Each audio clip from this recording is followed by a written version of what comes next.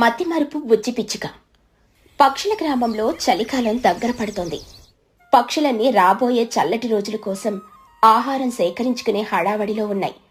తుని పిచ్చుక కూడా తన చిన్న పొలంలో పండిన జొన్న కంకులను కోసి ఇంటి అరుగు మీద ఆరబెట్టింది. ఆమె కూతురు బుజ్జి పిచ్చుక మాత్రం ఎప్పట్లాగే ఆ చల్లటి గాలికి హాయిగా అరుగు మీద దుప్పటి కప్పుకొని నిద్రపోతుంది. తుని పిచ్చుక పని చేసుకుంటూనే గట్టిగా, బుజ్జి బుజ్జి లే తల్లి, బారెడు పొద్దెక్కింది. ఊర్లో పక్షులన్నీ చలికాలం కోసం గింజలు దాచుకుంటుంటే నువ్వు మాత్రం ఇంకా కుంభకర్ణుల్లా నిద్రపోతున్నావేంటి? బుజ్జి పిచ్చుక దుప్పట్లో నుండి తల మాత్రం బయటకు పెట్టి ఆవలిస్తూ, అమ్మా ఏంటమ్మా ఈ చల్లటి గాలికి ఎంత హాయిగా నిద్రొస్తుందో తెలుసా? ప్లీజ్ అమ్మా, ఇంకొక 5 నిమిషాలు మంచి కల వస్తోంది. నీ కలల గోల ఆపు, లేచి ముఖం కడుక్కో. నేను పొలంలో మిగిలిన పని చూసుకుని వస్తాను. నేను నీకు ఒక ముఖ్యమైన పని అప్పచెప్పాలి. పని అనే మాట వినగానే బుజ్జి పిచ్చుక ముఖం చిన్నపోయింది. పనా? అమ్మా ఈ రోజు వద్దులే, రేపు చేద్దాం. ఈ రోజు నాకు ఒళ్ళు నొప్పులుగా ఉంది. తుని పిచ్చుక కోపంగా, నీకు రోజు ఒళ్ళు నొప్పులే. ఈ రోజు నేను చెప్పిన పని నువ్వు చేయకపోతే రాత్రికి నీకు ఇష్టమైన తేనెతో చేసిన రొట్టె చేసి పెట్టను. అప్పుడు కూడా ఒళ్ళు నొప్పులే అంటావా? తేనె రొట్టె పేరు వినగానే బుజ్జి పిచ్చుక గబాలున మంచం దిగింది. అమ్మా వద్దు వద్దు, నేను చేస్తాను. ఏంటో ఆ ముఖ్యమైన పని త్వరగా చెప్పు. తుని పిచ్చుక ఒక పెద్ద సంచిని చూపిస్తూ, ఇదిగో ఈ అరుగు మీదున్న జొన్నలన్నీ పూర్తిగా ఆరిపోయాయి. నేను వీటిని శుభ్రం చేసి 2 వేరు కుండల్లో పెట్టాను. ఈ పెద్ద కుండలో ఉన్నవి మంచి జొన్నలు, మనం చలికాలం మొత్తం తినడానికి. ఈ మూలనున్న చిన్న పాత కుండలో ఉన్నవి పుచ్చిపోయిన గింజలు, అవి మనం పారేయాలి. సరేనమ్మా, దానికి నేనేం చెయ్యాలి? తుని పిచ్చుక ఆమె చేతిలో ఉన్న చిన్న సంచి ఇస్తూ, ఇదిగో ఈ చిన్న సంచిలో వేప గింజల పొడుంది. ఇది చాలా ముఖ్యం. ఇది పురుగు పట్టకుండా కాపాడుతుంది. నువ్విప్పుడు ఈ పొడిని తీసుకుని సరిగ్గా నేను చెప్పినట్టు మన పెద్ద కుండలో ఉన్న మంచి జొన్నలను మాత్రమే కలిపి మూత గట్టిగా పెట్టాలి. ఆ పాత కుండ జోలికి అస్సలు వెళ్ళకు. నేను పొలం నుండి తిరిగి వచ్చేసరికి ఈ పని పూర్తవ్వాలి. మర్చిపోయావంటే రొట్టె సంగతి మర్చిపో. అంతేనా? పట్టకుండా వేప పొడి అంతే కదా, నా వల్ల అయిపోతుందిలే, నువ్వు వెళ్ళిరా అమ్మా. తుని పిచ్చుక వెళ్తూ వెనక్కి తిరిగి, జాగ్రత్త బుచ్చి, మతి మరుపుతో వేరే కుండలో కలిపావంటే చలికాలం మొత్తం మనం పస్తులుండాల్సింది. గుర్తుపెట్టుకో, పెద్ద కుండ. అలాగేనమ్మా, నాకన్నీ గుర్తున్నాయి అంటూ తల్లిని సాగనంపింది. తుని పిచ్చుక కనుమరవగానే బుజ్జి పిచ్చుక ఆ వేపు పొడి సంచిని చేతిలోకి తీసుకుంది. బుజ్జి పిచ్చుక తనలో తాను, అమ్మయ్య, అమ్మ వెళ్ళిపోయింది. ముందు ఈ పని పూర్తి చేస్తే మళ్ళీ వెళ్ళి పడుకోవచ్చు. ఏంటా పని? పెద్ద కుండలో ఈ పొడి కలపాలి. ఆమె ఆ పొడి సంచితో వంటగదిలోకి అడుగుపెట్టింది. అక్కడ 2 కుండలున్నాయి. ఒకటి చాలా పెద్దది, కొత్తగా ఉంది. మరొకటి చిన్నగా, పాతగా ఉంది. అమ్మ చెప్పింది పెద్ద కుండ అంటే ఇదే. సరే, ఇందులో ఈ పొడి కలిపేద్దాం. ఆమె ఆ పొడిని పెద్ద కుండలో పోయడానికి సిద్ధమవుతూ ఉండగా బయట నుండి గట్టిగా పిలుపు వినిపించింది. చిన్నుకాకి బయట నుండి అరుస్తూ, బుజ్జి, ఓయ్ బుజ్జి, బయటకు రా, చూడు నేనేం తెచ్చాను, కొత్త రంగుల గాలిపటం. గాలిపటం మాట వినగానే బుజ్జి పిచ్చుకకు కాళ్ళు చేతులు ఆడలేదు. తన చేతిలో ఉన్న వేప పొడి సంచిని అక్కడే కింద పడేసి, వస్తున్నా అంటూ బయటికి పరిగెత్తింది. వావ్ చిన్నుక, ఎంత బాగుందో గాలిపటం, ఎక్కడ దొరికిందిరా? మా నాన్న పట్నం నుండి తెచ్చారు. పద, చెరువు కట్టుకెళ్ళి ఎగరేద్దాం. బొన్ను చిలుక కూడా వస్తున్నాడు. అయ్యో, కానీ అమ్మ నాకు పని చెప్పింది, పొడి కలపాలి. అబ్బా, ఆ పని తర్వాత చేయొచ్చులే, గాలి ఇప్పుడే బాగుంది. 5 నిమిషాల్లో వచ్చేద్దాం, రారోదు. బుజ్జి పిచ్చుకకు తేనె రొట్టె గుర్తుకొచ్చినా గాలిపటం ముందు అది చిన్నపోయింది. సరే 5 నిమిషాలే అని చెప్పి చిన్నుతో కలిసి పరిగెత్తింది. ఆ 5 నిమిషాలు ఆట గంట అయింది. గంట కాస్త 2 గంటలైంది. వాళ్ళు ఆటల్లో పడి సమయమే మర్చిపోయారు. ఇంతలో అటుగా చిచ్చుకాకి వచ్చింది. ఆహా, ఎక్కడ గాలిపటాల పోటీలు జరుగుతున్నాయా? బుజ్జి పిచ్చగారు, మీ అమ్మగారి ఇంట్లో చలికాలం కోసం జొన్నలు దాస్తుంటే మీరెక్కడ గాలిపటాలు ఎగరేస్తున్నారా? భలే ఉందిలే మీ తాతంగం. చిచ్చుకాకి మాటలకు బుజ్జి పిచ్చుకకు ఒక్కసారిగా విషయం గుర్తుకొచ్చింది. అయ్యో, వేపు పొడి అమ్మా అని గబగబా గాలిపటాన్ని అక్కడే వదిలేసి ఇంటివైపు పరిగెట్టింది. చిచ్చుకాకి ఆనందంగా, ఓరే చిన్నగా చూసావారా, ఈ రోజుతోనే ఇంట్లో ఏదో గొడవ జరగబోతుంది. పద మనం కూడా వెళ్ళి చూద్దాం. నా పురుగుల బిర్యానీ ప్లాన్ ఫలించేలా ఉంది. బుజ్జి పిచ్చుక రొప్పుతూ కంగారుగా వంటగదిలోకొచ్చింది. కింద పడున్న వేప పొడి సంచిని తీసుకుంది. బుజ్జి పిచ్చుక కంగారుగా, అమ్మో అమ్మో చిన్నప్పులు త్వరగా కలిపేయాలి. అమ్మ ఏం చెప్పింది? కుండలో కలపాలి. ఏ కుండ? పాటి కుండలో కలపమందా? లేదు లేదు, చిన్న కుండ అండి. కాదు కాదు, పెద్ద కుండ అండి. ఆమెకు ఏమీ గుర్తు రావడం లేదు. మతిమరుపు మొదలైంది. బుజ్జి పిచ్చుక తలగొక్కుంటూ, అయ్యో ఏ కుండలో కలపాలి? గుర్తుకొచ్చింది. అమ్మ పాటి కుండలో పారేయాలి అని అనింది. అంటే ఈ పొడిని పాటి కుండలో కలపకూడదు, అంటే పెద్ద కుండలోనే కలపాలి. అవును, ఇది కరెక్ట్ అని గట్టిగా నిర్ణయించుకుని ఆ వేప పొడి మొత్తం తీసుకెళ్లి పెద్ద కుండలో ఉన్న మంచి జొన్నల్లో పోసి తన చిన్ని రెక్కలతో గబగబా కలిపేసి మూత పెట్టింది. అమ్మయ్య, పని అయిపోయింది. ఇప్పుడు హాయిగా వెళ్ళి, అయ్యో అమ్మ వచ్చే టైం అయింది, ఇక్కడ కూర్చొని చదువుకుంటున్నట్టు నటిస్తాను. కాసేపటికి తుని పిచ్చుక అలసిపోయి ఇంటికొచ్చింది. బుజ్జి పుస్తకం పట్టుకుని కూర్చోవడం చూసి ఆశ్చర్యపోయింది. అరే బుజ్జి, చదువుకుంటున్నావా? భలే, నా కూతురు చాలా మారింది. సరే, నేను చెప్పిన పని చేసావా తల్లి? పొడి కలిపేశావా? బుజ్జి పిచ్చుక గర్వంగా, ఓ ఎప్పుడో చేసేసానమ్మా. నువ్వు చెప్పినట్టే ఆ పెద్ద కుండలో వేప పొడి మొత్తం కలిపి మూత కూడా పెట్టేశాను. ఇక తుని పిచ్చుక సంతోషంగా కూతురి తల నిమురుతూ, అమ్మయ్యా, నా బంగారు తల్లివి, నాకొక పెద్ద పని తప్పించావు. సరే, నువ్వు చదువుకో, నేను నీకు ఇష్టమైన తేనె రొట్టె చేసి ఇస్తాను. తుని పిచ్చుక ఆనందంగా వంటగదిలోకెళ్లి రొట్టెలు చేయడం మొదలుపెట్టింది. ఆ రోజు రాత్రి తుని బుజ్జి ఇద్దరు ఆనందంగా ఆ రొట్టెలు తిని పడుకున్నారు. కొన్ని రోజులు గడిచిపోయాయి. చలికాలం పూర్తిగా వచ్చేసింది. బయట మంచు విపరీతంగా కురుస్తుంది. తుని పిచ్చుక ఇంట్లో గింజలైపోయాయి. బుజ్జి, ఈరోజు మనం దాచుకున్న జొన్నలతో జావ చేసుకుందాం. నువ్వెళ్ళి ఆ పెద్ద కుండలో నుండి కొన్ని జొన్నలు తీసుకునిరా. సరేనమ్మా అంటూ సంతోషంగా కుండ దగ్గరికెళ్ళింది. కుండ మూత తీయగానే బుజ్జి పిచ్చుక గట్టిగా అమ్మా అని అరిచింది. తుని పిచ్చుక కంగారుగా పరిగెత్తుకుంటూ, ఏమైంది బుజ్జి? పామేమైనా వచ్చిందా? బుజ్జి పిచ్చుక ఏడుస్తూ, పాము కాదమ్మా, కానీ కానీ జొన్నలన్నీ చీ వాసన వస్తున్నాయి. తుని పిచ్చుక కుండలోకి తొంగి చూసింది. అంతే, ఆ జొన్నలన్నీ చేదు వాసన కొడుతూ వాటి రంగు మారిపోయున్నాయి. ఆ వేప పొడి ఘాటుకు ఆ గింజల రుచి మొత్తం పాడైపోయింది. తుని పిచ్చుక తల పట్టుకుని, అయ్యో దేవుడా, ఇదేంటి? జొన్నలన్నీ ఇలా చేదుగా అయిపోయాయి. ఈ వేప పొడి వాసన ఇంత ఘోరంగా ఉందేంటి? అమ్మా, నువ్వే కదా ఈ పొడిని పెద్ద కుండలో కలపమన్నావు. తుని పిచ్చుక ఆలోచిస్తూ, నేను పెద్ద కుండలో కలపమన్నానా? అయ్యో, నేను మర్చిపోయాను. నేను నిన్ను ఆ పొడిని పాత కుండలో ఉన్న పురుగుల గింజల్లో కలిపి పారవేయమని చెప్పాలి. కానీ కంగారులో పొరపాటున నిన్ను మంచి గింజల్లో కలపమని చెప్పానా? తుని పిచ్చుకకు తాను చెప్పిన మాటలు గుర్తుకొచ్చాయి. తనే పొరపాటున పెద్ద కుండలో కలుపు అని చెప్పింది. తుని పిచ్చుక తన తల తానే కొట్టుకుంటూ, అయ్యో, నా మతిమరిపే నన్ను ముంచింది. నేను కంగారులో తప్పుగా చెప్పాను. నా పంట మొత్తం నా చేతులరా నేనే పాడు చేసుకున్నాను. అమ్మా, ఇప్పుడు నా తప్పు లేదంటావా? తుని పిచ్చుక ఏడుస్తూ, నీ మతిమరిపే అనుకున్నాను, కానీ నా మతిమరిపే పెద్దది. ఇప్పుడు మనం చలికాలం మొత్తం ఏం తినాలి? ఇంట్లో ఒక్క గింజ కూడా లేదు. తల్లి కూతుర్లిద్దరూ ఏం చెయ్యాలో తెలియక ఏడవడం మొదలుపెట్టారు. ఆ ఏడుపు విని పక్కనే ఉన్న చిచ్చుకాకి వచ్చింది. ఏంటి తనే ఉదయాన్నే ఏడుపులు మొదలు పెట్టారు? ఏమైంది? నీ కూతురు ఏమైనా మళ్ళీ మర్చిపోయిందా? తుని పిచ్చుక ఏడుస్తూనే జరిగిందంతా చెప్పింది. చిచ్చుకాకి పెద్దగా నవ్వుతూ, భలే జరిగింది. నువ్వు నీ కూతుర్ని మతిమరుపు అంటావు. నువ్వే పెద్ద మతిమరుపులా ఉన్నావే. మంచి జొన్నల్లో వేప పొడి కలిపావా? భలే రుచిగా ఉంటుందిలే. ఆ చేదు జొన్నల జావ తాగి హాయిగా చలికాలం గడపండి.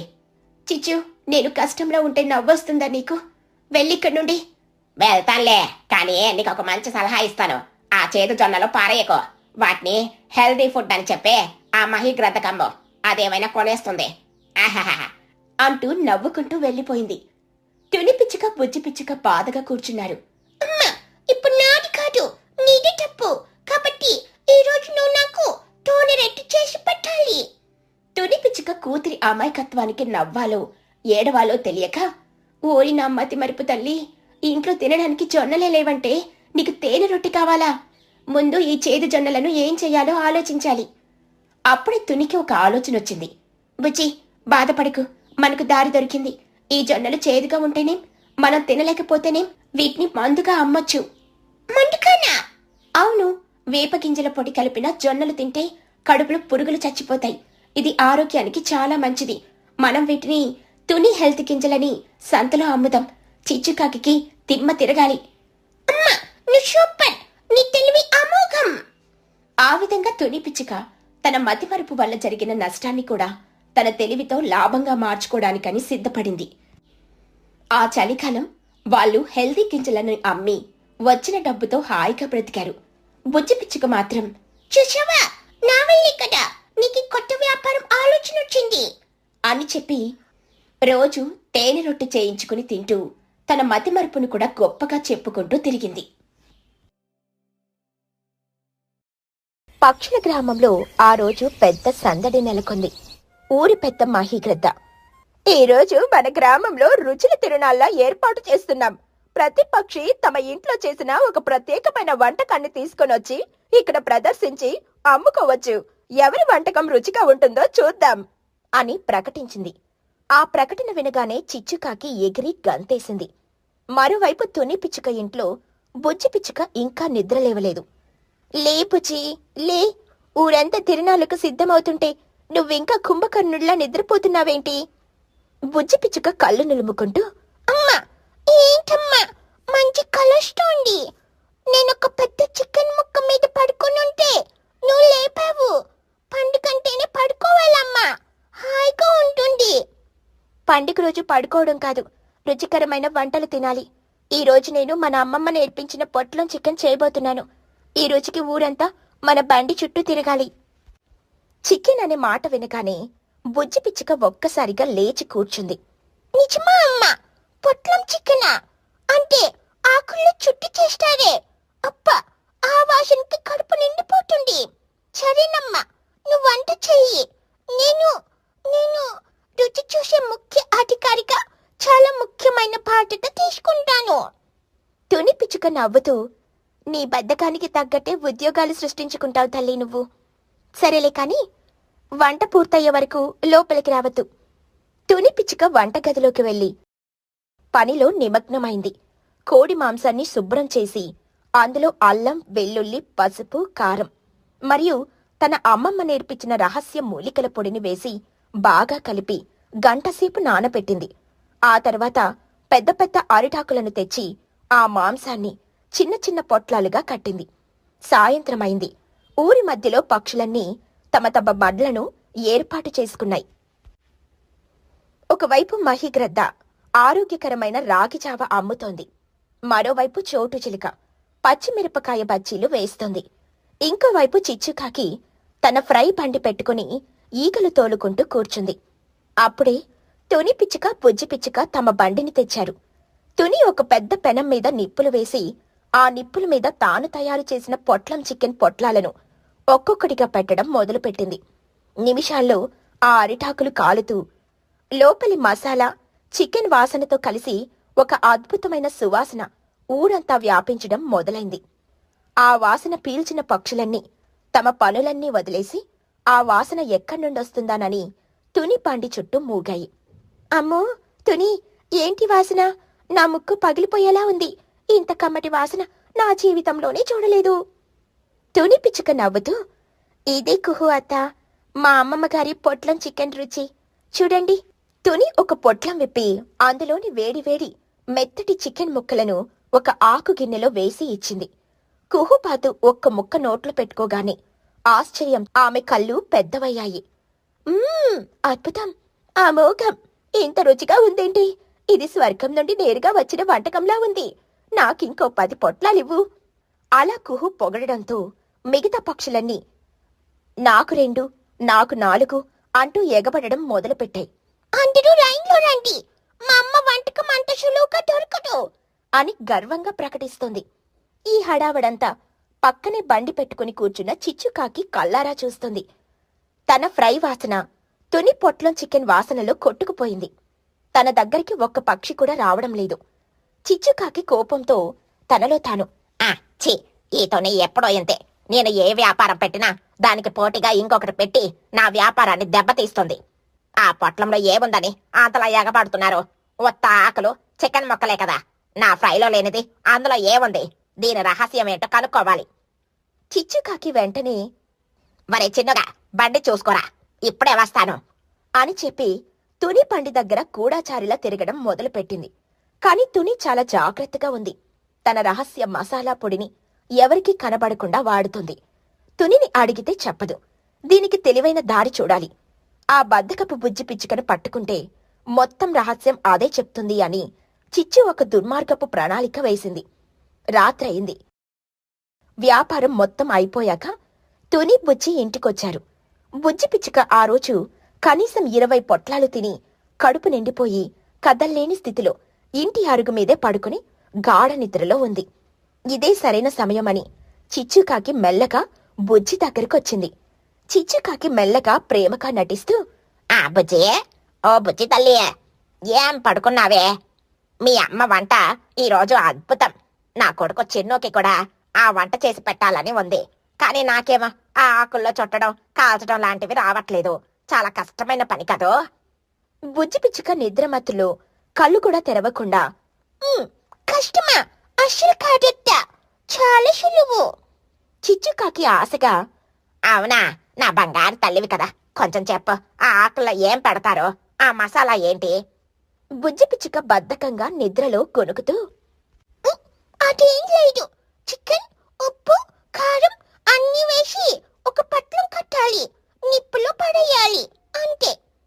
బుజ్జి తన బద్ధకానికి తగ్గట్టుగా అసలైన మసాలా గురించి కాని, దాన్ని ఎంతసేపు నానబెట్టాలో కాని, ఏ ఆకులు వాడాలో కాని, నిప్పుల మీద ఎలా కాల్చాలో కాని ఏమీ చెప్పలేదు. పొట్లం కట్టు, నిప్పులో పడై అని 2 ముక్కల్లో ముగించేసింది. కాని చిచ్చుకాకి మందబుద్ధికి, అది తెలివికి అదే పెద్ద రహస్యంలా అనిపించింది. చిచ్చుకాకి తనలో తాను, అంతేనా? చికెన్, ఉప్పు, కారం పొట్లం కట్టి నిప్పులో పడేయడమేనా? ఈ మాత్రం దానికి ఆ తుని ఎంత హడావడి చేసిందో నేను దీనికంటే గొప్పగా చేస్తాను చూడు. తుని అరిటాకులు వాడింది, అవి పాతకాలపు స్టైలు. నేనైతే పట్నం నుండి తెచ్చిన రంగురంగుల ప్లాస్టిక్ కవర్లు వాడతాను. అప్పుడు నాది రెయిన్బో పొట్లం చికెన్ అవుతుంది. నా తెలివి అమోఘం. ఇక మరుసటి రోజు సాయంత్రం చిచ్చుకాకి ఊరి మధ్యలో తన బండి పెట్టింది. రండి రండి, తుని పాత పొట్లం చికెన్ కాదు, ఇది చిచ్చు రెయిన్బో పొట్లం చికెన్. రంగురంగుల పొట్లాలలో సరికొత్త రుచి అని గట్టిగా అరవడం మొదలుపెట్టింది. ఆమె బండి మీద ఎరుపు, పసుపు, నీలం రంగుల ప్లాస్టిక్ కవర్లలో చుట్టిన పొట్లాలున్నాయి. ఆ రంగులకు ఆకర్షితులై కొన్ని పక్షులు అక్కడికి చేరాయి. ఏంటి చిచ్చు, ఈ రోజు నువ్వు కూడా పొట్లాలు మొదలు పెట్టావా? ఇవి చాలా రంగులుగా ఉన్నాయేంటి? చిచ్చుకాకి గర్వంగా, ఇదే మాహిగారు నా స్పెషాలిటీ. ఆ తునిలాగా పాతకాలపు ఆకులు కాదు, ఇవి స్పెషల్ ఇంపోర్టెడ్ ప్లాస్టిక్ ఆకులు. ఇప్పుడు చూడండి అసలు మజా అని చెప్పి చిచ్చు ఆ ప్లాస్టిక్ పొట్లాలన్నిటినీ తీసి కిందున్న పెద్ద మంటలో, నిప్పుల్లో కాదు ఏకంగా మంటల్లోనే వేసింది. భగ్మని మంట ఒక్కసారిగా ఎత్తుగా లేచింది. ఆ ప్లాస్టిక్ కవర్లు కాలుతూ నల్లటి భయంకరమైన రసాయనాల వాసనతో కూడిన పొగ రావడం మొదలైంది. ఆ పొగకు అక్కడున్న పక్షులన్నీ దగ్గుతూ కళ్ళు మూసుకున్నాయి. చిచ్చు, ఇదేం వాసన? నువ్వు చికెన్ వండుతున్నావా లేక పాత టైర్లు కాలుస్తున్నావా? చిచ్చుకాకి కంగారు పడుతూ ఆ పొగకు తానే దగ్గుతూ, అదే స్పెషల్ ఇంపోర్టెడ్ స్మోక్ ఫ్లేవర్. ఆగండి, ఇప్పుడే తీస్తాను. చిచ్చు కంగారుగా ఒక పొట్లం బయటికి తీసింది. ఆ ప్లాస్టిక్ కరిగిపోయి లోపలున్న పచ్చి చికెన్కు అంటుకుపోయి చూడ్డానికే భయంకరంగా ఉంది. మహిగ్రద్ద కోపంగా, చిచ్చు, ఏంటిది? ఇది పచ్చి మాంసం, దానికి ప్లాస్టిక్ అంటుకుపోయింది. నువ్వు మమ్మల్ని చంపేయాలని చూస్తున్నావా? ఇదేనా నీ వ్యాపారం? అప్పుడే అక్కడికి తుని, బుజ్జి కూడా వచ్చారు. ఆ దృశ్యాన్ని చూసి వాళ్ళు షాక్ అయ్యారు. అయ్యో చిచ్చు, ఏం చేశావు? ప్లాస్టిక్ లో చికెన్ వండుతున్నావా? నీకేమైనా పిచ్చి పట్టిందా? చిచ్చుకాకి ఏడుస్తూ, నాకేం తెలుసు, నన్ను బుజ్జి మోసం చేసింది. అదే చెప్పింది పొట్లం కట్టి నిప్పులో పడై అని. నేను అలాగే చేశాను.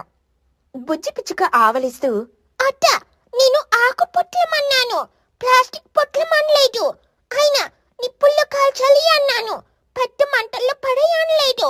నా నిద్ర మట్టులో నేను సరిగ్గా చెప్పలేదేమో, కానీ నువ్వు నీ అతి తెలివాడి మొత్తం పాడు చేశావు. బుజ్జి మాటలకు చిచ్చు అవతారానికి ఆ రెయిన్బో చికెన్ వాసనకు అక్కడున్న పక్షులన్నీ గట్టిగా నవ్వడం మొదలుపెట్టాయి. చిచ్చుకాకి అవమానంతో తన బండిని అక్కడే వదిలేసి పారిపోయింది. ఆ రోజు చిచ్చుకాకి తన బద్ధకం, అతి తెలివి వల్ల పెద్ద గుణపాఠం నేర్చుకుంది.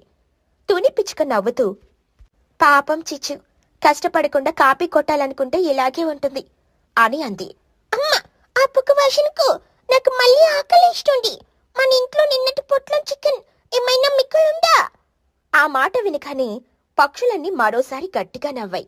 తుని పిచ్చుక పొట్లం చికెన్ వ్యాపారం ఈ విధంగా తారాస్థాయికి చేరి మంచి లాభాలను తీసుకుని